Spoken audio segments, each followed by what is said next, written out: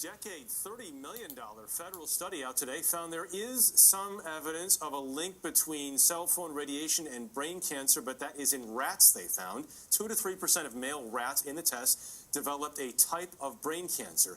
They were exposed to much more radiation than humans experience, and this study looked at 2G and 3G technology, not 4 or 5G or Wi-Fi. I think the most important study is a study by the National Toxicology Program in a classic large carcinogenicity test, one of the largest ever performed, and for that matter, one of the most expensive. They found increased risk of the tumours which we believe radiofrequency radiation is causing in man. Particular tumours called schwannomas. In the rats, they were in the heart. In humans, they're often in the nerve, the ear nerve, the vestibular nerve. At this point, the evidence has become sufficiently strong that cell phone radiation is a human carcinogen.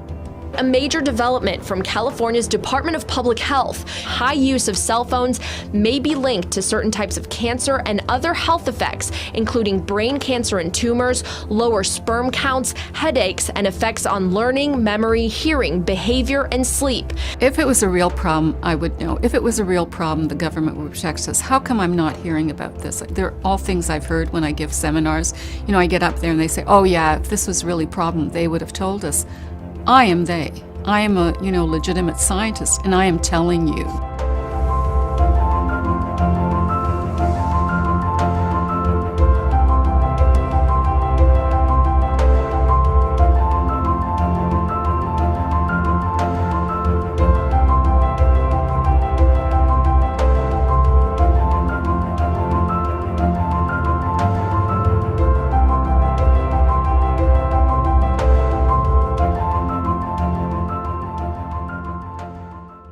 Did you know that cell phone, the one in your pocket, emits radio frequency radiation, as long as your phone's turned on, even if you're not talking or texting? The American Academy of Pediatrics in over a dozen countries recommends reducing children's exposure to wireless radiation. When using a cell phone, I always keep it away from my body. I use speakerphone or a headset like this.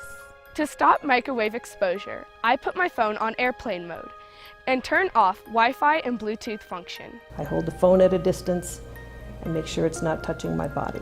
Cell phones are not toys.